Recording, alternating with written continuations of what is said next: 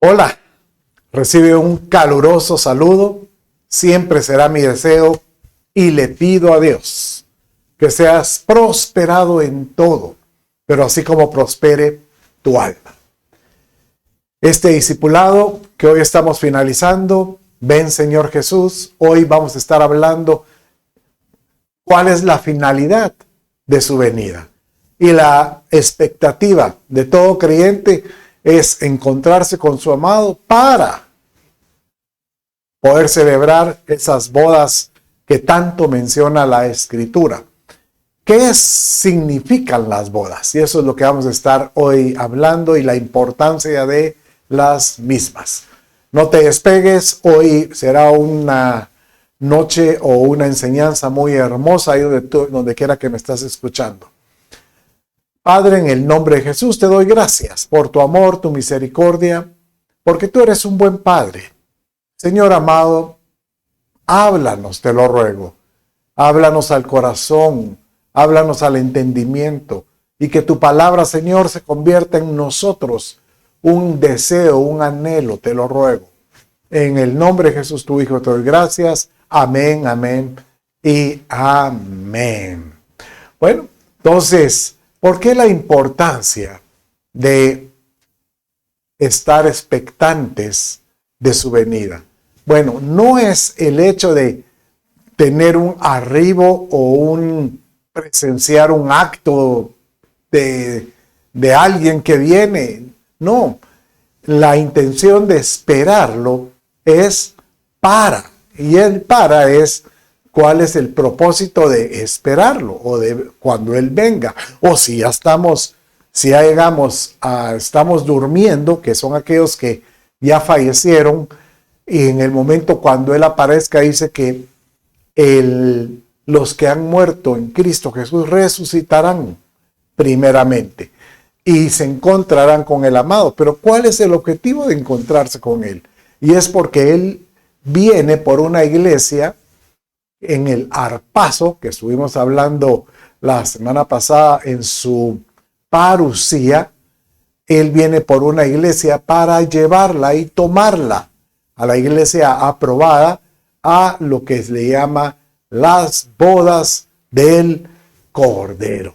Y por eso él insta, dice hoy en la Escritura, el concepto de que la iglesia debiera estar preparada para ese evento. Así lo dice Apocalipsis 19:7, donde dice: regocijémonos y alegrémonos y démosle a él la gloria, porque las bodas del Cordero han llegado y su esposa se ha preparado. ¿Quién es la esposa? Pues la iglesia. ¿Quién es la que se ha preparado? Aquellos que han abierto su corazón y han estado esperando, han estado expectantes. Expectantes es: yo lo espero y me preparo. O sea, ese concepto de prepararnos obliga a tener que hacer algo adicional a mi vida cotidiana, a la vida normal a la cual nosotros estamos acostumbrados. Yo hacía la mención, he hecho creo que la mención en este discipulado o en alguna de estas enseñanzas, que cuando yo viajo y llego a algún lugar donde me van a recibir, porque voy a estar impartiendo enseñanzas donde un congreso, un seminario o varios días, pues me preguntan si dónde me quiero hospedar. Entonces yo le comento a la persona que me va a recibir, si es el pastor, si él en su casa tiene una habitación, yo estaría muy feliz en su casa. Y usted dirá: pero no quiere estar en la soledad. No, porque le comento, mi intención es seguir bendiciendo, y si yo puedo bendecir al pastor y a su familia en lo privado, en lo íntimo, pues él saldría pues beneficiado de esto. Y cuando yo llego me doy cuenta que se han preparado para mi arribo. Generalmente me preparan una habitación, la cual muchas veces la han pintado, le han comprado ropa de cama, o sea, han hecho un esfuerzo para que uno pueda sentirse cómodo. Y lo único que puedo decir es, esta gente se ha preparado, ¿verdad? Bueno, igual sucede con aquel que está esperando al Señor. Debemos de prepararnos. ¿Para qué? Para poder encontrarnos con Él. Y cuando Él no se encuentre, Él va a estar esperando a una iglesia que esté también vestida con pues ropa de boda. Bueno, así lo dice el verso Apocalipsis 21:2, dice esta manera. Y vi la ciudad santa, la nueva Jerusalén, que descendía del cielo. Aquí está hablando de la iglesia, esa iglesia que fue raptada, lista para las bodas, preparada como una novia ataviada para su esposo. Entonces, aquí nuevamente podemos visualizar que realmente esta ciudad o llamada Nueva Jerusalén se considera como el grupo de creyentes, el grupo de personas que abrieron su corazón a Jesucristo para recibir a Cristo y estuvieron dispuestos a prepararse, a esperarlo, a estar listos y estuvieron vestidos con ropa de bodas. ¿Sabes que el mismo Señor Jesús, cuando relataba esto de las ropas de boda, Él cuenta la experiencia por medio de una de las parábolas que Él daba de un hombre que dice que hizo el festejo para las bodas del hijo, como que si fuera una figura de Dios y estaba el hijo. Y que cuando llegaron los invitados, hubo una persona que cuando lo observaron no traía vestido de boda. Y viene y se le acerca y le dicen, ¿y tú fuiste invitado? Sí, pero tú no estás vestido adecuadamente. Y dice que a este lo sacaron de la oreja, le dijeron, ve y tienes que prepararte, tienes que ataviarte, tienes que estar vestido con la vestimenta correcta. Y obviamente, pues, esta es una figura de la iglesia, que ella tiene que estar vestida de la forma para que el Señor la reconozca y el Señor, pues, disfrute su presencia. ¿Qué tipo de vestidura estamos hablando? Bueno, la misma escritura nos menciona. En Apocalipsis 3:5 dice, así el vencedor será revestido, dice, de vestiduras blancas. Con razón, siempre piensa uno, ¿de dónde salió la tradición que el vestido de la novia tiene que ser blanco en una boda? ¿Por qué? Y además se dice, no, si ella ya fue casada, pues su vestido va a ser de otro tono, de blanco, un crema o algo así, pero no es blanco porque la blancura habla de que ella llegó de alguna manera virgen también.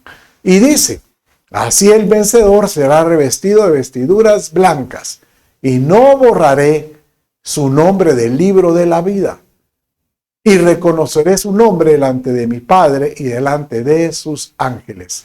Bueno, aquí solo este verso nos da unas flashes como entendimiento de por qué prepararse para ese evento, estar listo.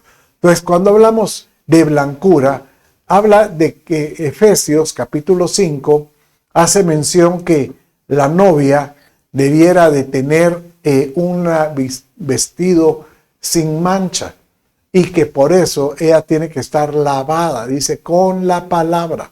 Una forma de poder presentar tener unas vestiduras blancas es, pues, al creer con su palabra y continuamente la palabra habla al corazón y podamos estarnos arrepintiendo, pues, de nuestras malas acciones para que el Señor nos limpie continuamente.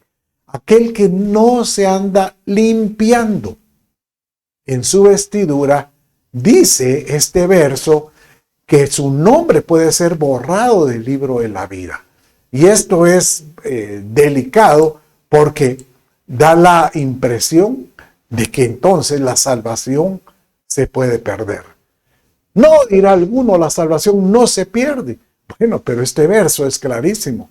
Y no borraré su nombre del libro de la vida. O sea, borrar estaba escrito y alguien dice, no, no diste la talla, me diste la espalda. Empezaste a hacer cosas que prácticamente menospreciar la salvación del Señor. Y de modo que el que te ve, él dice que Él nos tiene que ver con las vestiduras correctas para que nos seamos reconocidos. Y dice que incluso debemos ser conocidos por nombre, como dice este verso, ¿verdad? Donde dice, y reconoceré su nombre delante de mi Padre y delante de sus ángeles.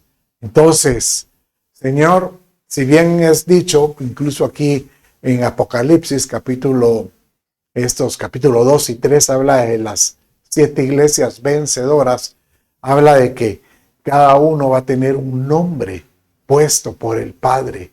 O sea que Él nos reconoce por algún nombre que Él ha considerado que es como Él quisiera llamarnos.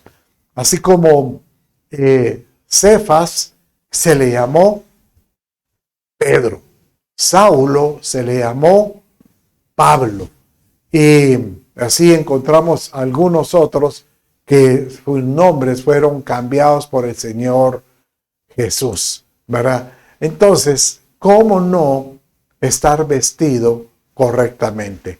Ahora tú me dirás, bueno, ¿qué significa el color blanco? ¿Cuál es esa que representa, ¿verdad? El color o el tipo de vestido que uno tiene. Bueno, dice la Escritura que ese vestido que tenemos es de lino fino. Y dice que a ella, o sea, a la iglesia, se le ha concedido que se vista de lino fino. ¿Por qué blanco? Porque habla de limpieza. Limpio, resplandeciente. ¿Y cuál es la interpretación del lino fino? Porque el lino fino son las acciones justas de los santos. En otras palabras, da a entender que aquel que ha obrado correctamente, todo esto va a ser recompensado. ¿Se acuerda que vimos en los discipulados anteriores de que el creyente tiene que presentarse ante un tribunal, y el tribunal de Cristo, para que uno pueda ser ahí juzgado, y va a ser recompensado o juzgado por todo lo que ha hecho. Y si tiene recompensa, pues va a ser coronado o va a ser, pues llamémosle, felicitado por lo que él hizo. Pero si no dio la talla, dice que él va a regresar avergonzado. Bueno, eso es lo que hemos estado viendo, y por eso es que estas obras, que son, dice, las acciones justas de los santos, las obras, tienen que ser probadas. ¿Dónde van a ser probadas? Bueno, por el fuego, dice. Así lo dice 1 Corintios 3:13. Dice de esta manera: la obra de cada uno se hará manifiesta, porque el día la declarará, pues por el fuego será revelada. Y la obra de cada uno, cual sea el fuego, la probará. O sea que el fuego probará a cada uno su labor. Entonces, este verso es tan importante porque dice que Jesús, sus ojos son como llamas de fuego. Entonces da la impresión que cuando nosotros estemos en ese tribunal con Jesucristo, Él mismo nos va a si quisiéramos utilizar un nombre, nos va a escanear. Y se nos va a presentar, vamos a poder ver inclusive, como aparece en las películas o en las son de broma, vamos a ver inclusive cosas que nosotros hacíamos en lo secreto que a él no le agradaban. Y también vamos a ser recompensados por cosas que a él se dio cuenta que vale la pena a ser alabadas por lo que uno hace. ¿Y cómo se mira y cómo será probado esas obras? Bueno, la misma escritura dice que estas obras son como cuando uno quiere pasar por un crisol ciertos metales preciosos. Así lo dice el verso que sigue. Y si sobre este fundamento alguno edificare oro, plata, piedras preciosas, madera, heno, hojarasca, el fuego, dice, el fuego la probará.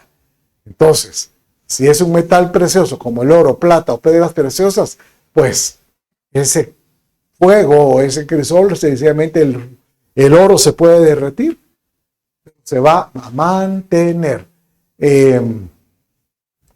¿Sabe usted que el oro es un metal tan preciado? ¿Por qué es las características?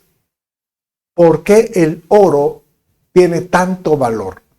Primero, creen los estudiosos, científicos, que el oro es un metal que no se puede elaborar. No existe esto de que yo voy a hacer una imitación. Puedo hacer imitaciones de un metal con color de oro, pero no es el oro puro, porque eso se degradan. Todos los metales, incluso el hierro, se oxida, se degrada. Hasta la plata tiene una oxidación, pero el oro en sí mismo no se oxida, no pierde sus propiedades, es el metal que logra mantener todas sus características, se mantiene firme en todo tiempo, firme. Entonces yo puedo imaginar que cuando el fuego nos prueba, quieren ver si realmente las obras que tú hiciste fueron firmes. Y tú dirás, pero yo no puedo dar esa talla. Y hoy te puedo asegurar que sí, porque el oro es la figura de la obra de Dios en nosotros por medio del Espíritu Santo. Por eso es que el lugar, cuando estudiamos el tabernáculo, dice que el lugar santísimo, el lugar santo, estaban recubiertos con tablas recubiertas de oro. ¿Por qué? Porque nosotros somos como esa madera. El hombre, nosotros somos como árboles de justicia, y una tabla es como una madera tratada. Nosotros fuimos tratados por Dios.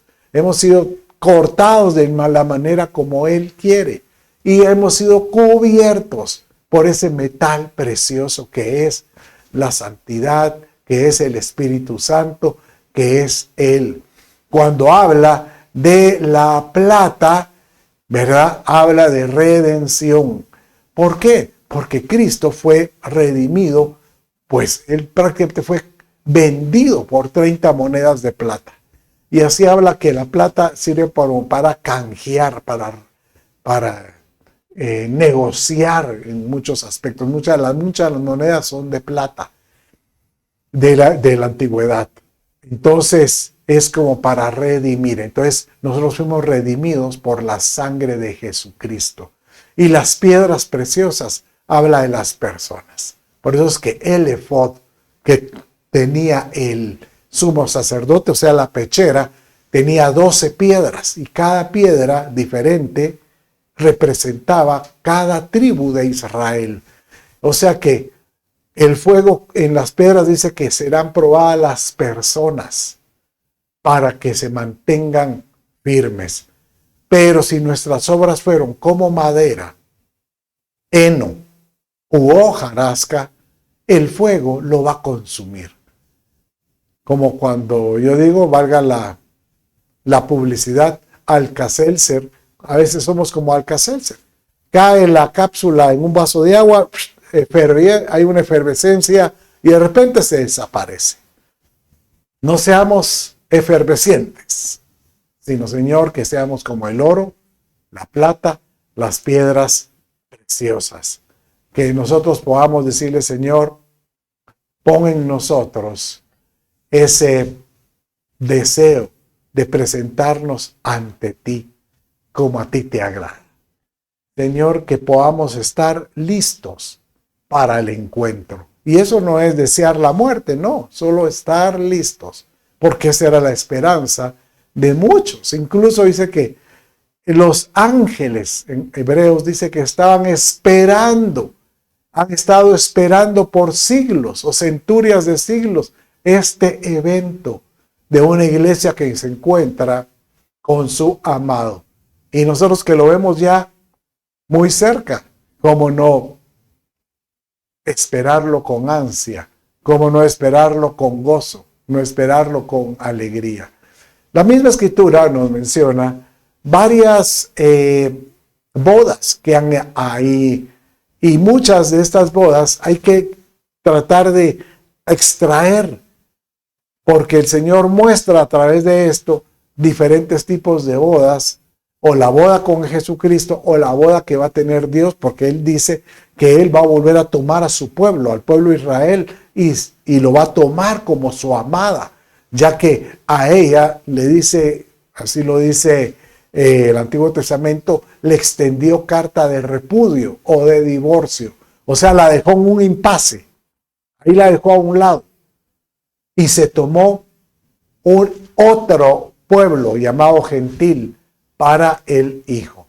Bueno, ¿qué figuras de bodas podemos encontrar en la Escritura? Pues encontramos que hay varias. Uno, está la figura de Rebeca, que esa es la iglesia, o figura de la iglesia, Rebeca, que fue la esposa de Isaac. Y cómo es que su padre Abraham buscó esposa para Isaac. Esa es una figura muy linda, porque el padre fue el que buscó esposa para su hijo Isaac, que es lo mismo. Dios buscó esposa para su hijo Jesucristo. De ahí encontramos otra figura también para la iglesia, Ruth, que es una gentil que se casa con un judío. Igual la iglesia es una gentil que se casa nada menos que con un judío, que es nuestro Señor Jesucristo. Después tenemos a Esther, y esta es una reina judía que se casa con un rey, ¿verdad? Con el Dios soberano. Y esta es la figura del pueblo de Israel, que el Señor lo va a traer con amor, lazos de amor, dice. Y ellos van a voltear su mirada y van a volver a acercarse a Él. Y por último, tenemos la esposa de Cantar de los Cantares, la Sulamita, que es otra figura de la iglesia, que podríamos decir que esta es la especial, porque llegó a ser la paloma mía, dice. Y es otra figura, y ya lo estudiamos también en los discipulados que hemos tenido. Señor, que podamos tener nosotros los ojos abiertos para poder comprender que la aspiración de todo creyente debería ser: Señor, ven, Señor. ¿Sabes cómo cierra el Apocalipsis? Si usted mira en su Biblia, vea el último verso y dice así: el Espíritu y la esposa dicen: ven, Señor Jesús. Dando a entender, te vamos a estar esperando, ¿verdad? Bueno, entonces,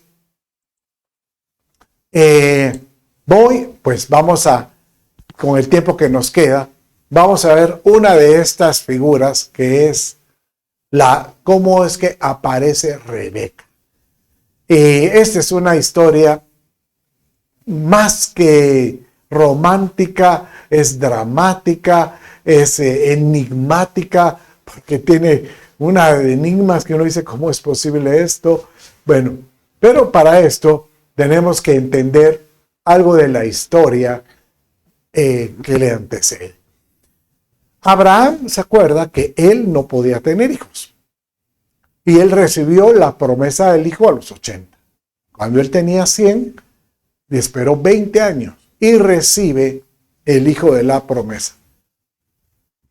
Cuando él tenía los 80, él estando en oración, le dijo a Dios, le dijo al Padre, Señor, él ya era muy rico y tenía un patrimonio muy extenso. Y le dice, Señor, ¿será que todo lo que yo tengo lo va a heredar mi siervo? Y el siervo de él se llamaba Eliezer.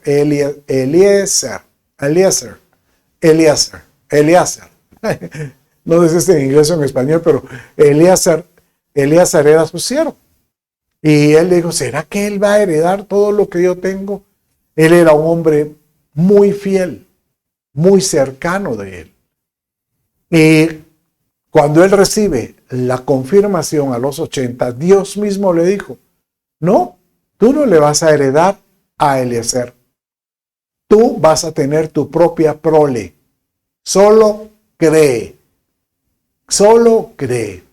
Y bueno, sabemos nosotros que cuando cumplió 100, Sara, que también era estéril, logró ser fértil y ellos pues tienen aún, nace Isaac.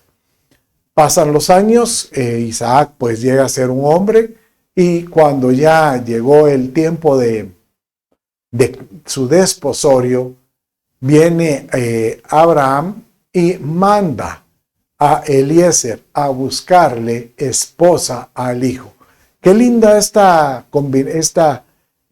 confianza, porque Eliezer era el heredero si no hubiera nacido Isaac, y él tiene que buscarle heredero para aquel que merece la fortuna que él pudo haber tenido. Entonces eso es bien lindo porque encontramos de una persona fiel a su amo, a Abraham. Entonces dice que cuando él sienta a Eliezer y le dice, vas a buscarme a una esposa para mi hijo y quiero que seas fiel. Bueno, entonces dice el verso, este es el verso que yo quiero que leamos hoy, y dice Génesis 24, 3 y 4, dice así. Y te haré jurar, hablando a Abraham, a su siervo Eliezer, y te haré jurar por el Señor, Dios de los cielos, Dios de la tierra, que no tomarás mujer para mi hijo de las hijas de los cananeos, entre los cuales yo habito, sino que irás a mi tierra y a mis parientes, y tomarás mujer para mi hijo Isaac. Entonces, aquí tenemos una de las conclusiones muy lindas porque da a entender que la esposa de Isaac tenía que ser del mismo, pues, género, llamémoslo, tendría que ser de la misma cultura, de la misma tribu, de la misma raza, de la misma sangre.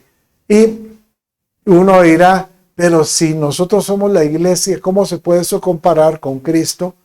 Si nosotros somos gentiles y Cristo es judío. Pero por lo mismo, porque Pablo dice en Romanos que nosotros fuimos adoptados, o sea, por la fe, nosotros hemos sido adoptados en la higuera. Y como que somos tomados por hijos. Y al ser adoptados, tomamos esa misma simiente, esa misma condición. Al volvernos hijos, nos vuelve como en la misma, pues, raza, llamémoslo así, raza espiritual, ¿verdad? Entonces, dice que Eliezer, pues, él viene y va a la tierra de donde era, Abraham. Seguramente él fue allá por Caldea, porque él dice que él salió de Ur de los Caldeos. Y dice que cuando él llega, él dice, ¿cómo voy a saber yo cuál es la mujer para el hijo de mi amo? Entonces viene él y lo único que puede decir es, Señor, tú eres el único que puede provocar ese encuentro. Exactamente como aquel que dice, Señor, que podamos encontrarnos con Jesús. Transforma mi vida para poder encontrarme con Él. Y mire cómo fue la oración de Eleazar para ese encuentro. En Génesis 24:7 dice, el Señor, Dios de los cielos, que me tomó de la casa de mi padre y de la tierra donde nací, y que me habló y me juró diciendo, a tu descendencia daré esta tierra. Él mandará su ángel delante de ti y tomarás allí mujer para mi hijo. Entonces, aquí está prácticamente repitiendo la promesa que Dios le había dado a Abraham. Entonces, Eleazar dice, Señor, tú le prometiste a mi padre Abraham que tú le darías descendencia de esta tierra. Entonces, tú lo has dicho, mandarás tu ángel delante de ti y tú me mostrarás quién es la mujer para mi hijo. Y dice que mientras que él estaba todavía orando, llega él a un pozo y cuando llega a ese pozo, encuentra, bueno, ¿por qué Eleazar fue al pozo? Porque la tradición era que en el pozo iban las mujeres a recoger agua. O sea, las mujeres eran mujeres de casa y ellas eran las que tenían que llevar el agua, pues para hacer los alimentos o para hacer algún tipo de atavío, incluso para lavar la ropa, y sacaban del pozo el agua. Entonces no habían muchos pozos, él fue al pozo del lugar. Y entonces, cuando él llega, dijo, continúa con esta oración. Y mire cómo dice. Que sea la joven a quien yo diga, por favor, baja tu cántaro para que yo beba. Y que ella responde, bebe, y también daré de beber a tus camellos, la que tú has designado para tu siervo Isaac, y por ello sabré que has mostrado misericordia a mi Señor. Entonces, cuando uno lee este tipo de, por ejemplo, de petición, ¿verdad? Imagínense buscar a una persona que no solo, bueno, que te dé de beber a ti, pues es probable que alguien diga, mire, agarre de mi canto, tome aquí. Pero dice que Eleazar llevaba 10 camellos. Cada camello, yo estaba leyendo que si está con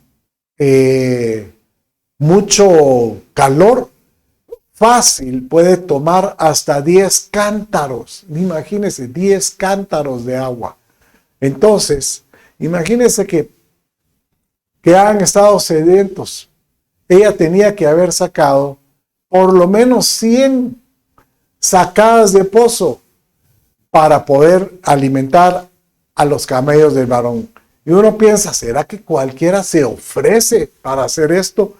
Y eso es lo que es impresionante, porque él hace una petición de una mujer que esté dispuesta a ser esforzada.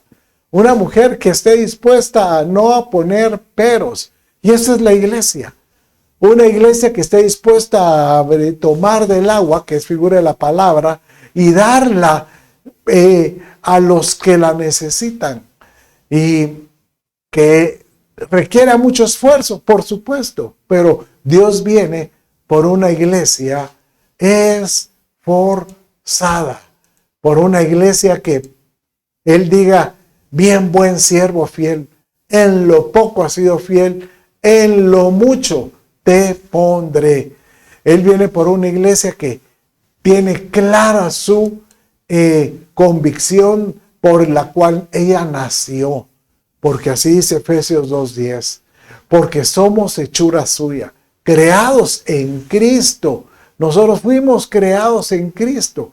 Jesús para buenas obras, las cuales Dios preparó de antemano para que anduviésemos en ellas. O sea, todos tenemos un diseño espiritual. Tú tienes un diseño espiritual. Que tú puedas andar en ese diseño. Porque si andas en ese diseño, te vas a esforzar por llevar a cabo esa labor por la cual tú naciste. Todos nosotros fuimos llamados a completar el propósito de Dios en nuestra vida. Imagínese, Eliezer buscó a una mujer que tal vez él pensó, lo mejor que puedo pensar para mi amo es que sea una mujer esforzada. Y dice que estaba orando y dice el verso que sigue, y sucedió que antes de haber terminado de hablar, que Rebeca, ahí aparece Rebeca, hija de Betuel, hijo de Milca, mujer de Nacor, hermano de Abraham, o sea que sí era sobrina de ella.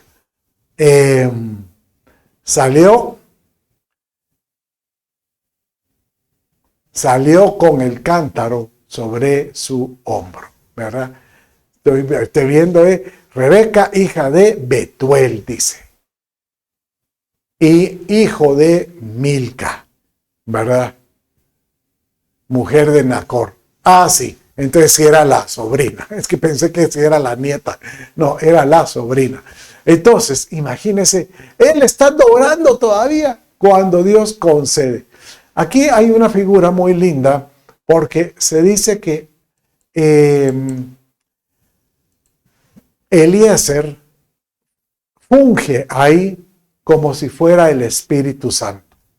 Entonces ahora tratémoslo de como que ponerlo así, concatenémoslo con la iglesia.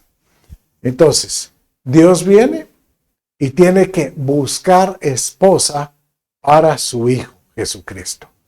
Entonces dice que Él viene y manda al Espíritu Santo. Por eso que Jesús dice, es necesario que yo me vaya y se quede el Espíritu Santo, porque Él los llevará a toda verdad. Entonces, ¿cuál es la labor del Espíritu Santo? Dirigirnos a toda verdad, a toda dirección, y que podamos nosotros ser formados por el Espíritu Santo. El Espíritu Santo es el que forma a la iglesia. Y cuando la iglesia tiene ese conocimiento por el cual la razón, ella nació, ¿por qué nacimos? Realmente vamos a entender que nuestro propósito es estar con Jesucristo. Y esto fue lo que pasó con Rebeca. Mire cómo dice en ese mismo capítulo 24, verso 51. Y aquí vamos a leer en el 58. Porque la historia cuenta que viene Eliezer, viene y agarra a Rebeca y dice, llévame con tus padres. Y cuando él llega con su papá, Nacor, dice que Nacor cuando vio todas las joyas que llevaba, ¿qué quieres? Le dice, ¿verdad? Y él le dice, pues quiero que ella sea la esposa del hijo de mi amo Abraham. Entonces él le dice, pues preguntémosle a ella, pero por mí no hay problema. Bueno, así lo dice aquí este verso 51, donde dice, he aquí Rebeca está delante de ti, tómala y vete, y que sea la mujer del hijo de tu señor, como el Señor ha dicho. Entonces llamaron, dice el verso 58, a Rebeca y le dijeron, te irás con este hombre. Y ella dijo, me iré. Miren qué determinada. Rebeca realmente una mujer determinada, pero así debería ser la iglesia. La pregunta es, ¿tú estás dispuesta a irte con este hombre, nuestro amado Señor Jesucristo? Porque si tú me dices, sí, yo quiero, hay que prepararse. Esta mujer estaba preparada, dio la talla, tuvo la gracia y el favor de ser escogida. Esta mujer tenía los dones como para poder ser, pues, una mujer que ya daba el fruto para poder ser la esposa de Isaac. La iglesia tiene que prepararse. No es carga difícil. Tenemos que decirle, Señor, ayúdame a prepararme, Señor, que tu Espíritu Santo me prepare. Así como cuando Esther dice que ella fue preparada por Agai, el siervo que le habían puesto para la boda con el rey Asuero. Bueno, entonces dice que cuando la familia bendijo a Rebeca, de una vez profetizaron sobre la vida de ella. Y dice de esta manera en Génesis 24:60. Y bendijeron a Rebeca y le dijeron: que tú, hermana nuestra, te conviertas en millares de miriadas y posean tus descendientes la puerta de los que los aborrecen. En otras palabras, dijeron: tú vas a ser madre de multitudes. La misma promesa que Dios le dio a Abraham, que él iba a ser padre de multitudes, y seguramente las multitudes iban a nacer de sus lomos, de Isaac, y que Isaac, pues, cuando tuvo a José, a Jacob, por ejemplo, Jacob dice que de él salieron las 12 tribus de Israel, millares, las miriadas. Entonces, Rebeca, con esta prácticamente declaración, ella alcanzó esa promesa. Pero miren lo que sucede. Entonces dice que viene Isaac y agarra pues sus camellos y a la doncella, a Rebeca, y van de regreso.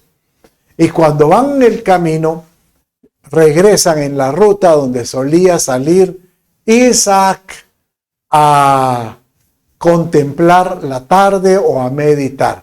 Mire cómo dice Génesis 24, 63 y 64. Y por la tarde, Isaac salió a meditar al campo y alzó los ojos y miró, y aquí venían unos camellos. Qué raro que haya visto primero a los camellos. Rebeca alzó los ojos y cuando vio a Isaac, bajó del camello. Bueno, si estamos hablando de la iglesia, pues es Rebeca, ¿será que los camellos significan algo? Bueno, los camellos son portadores del agua.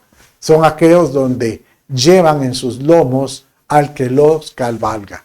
Entonces el camello es como figura del ministro, del pastor, del que cubre a una persona.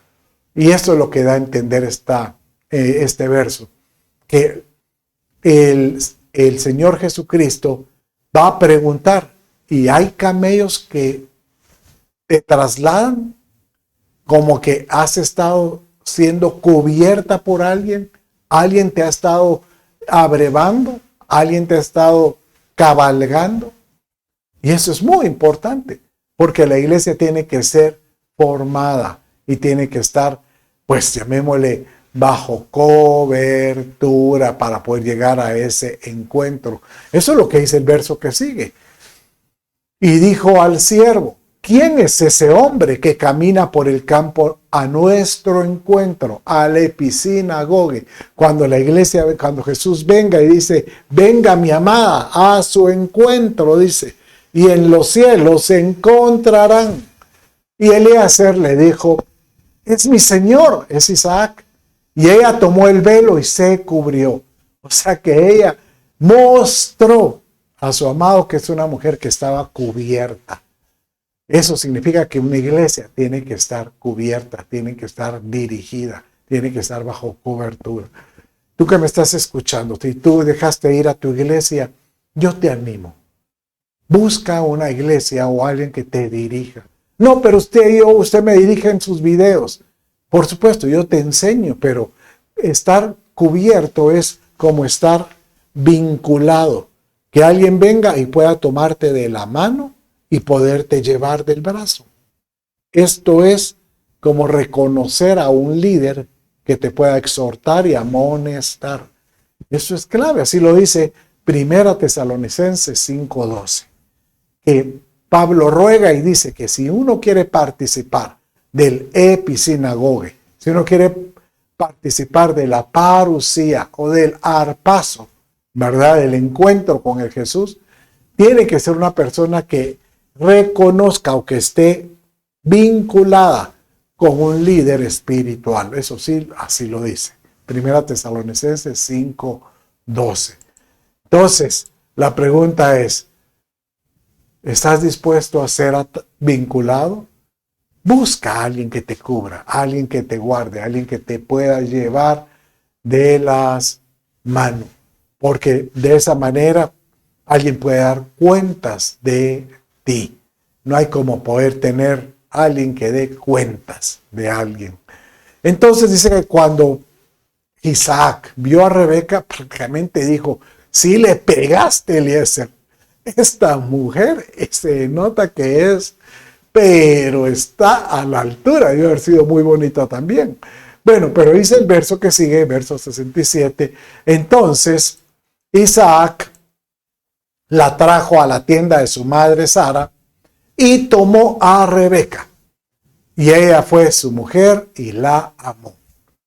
Y así se consoló Isaac después de la muerte de su madre. O sea que, pues, él estaba seguramente pasando algún tipo de luto y nada menos que ella llegó a darle felicidad, fue a darle alegría a ese hogar.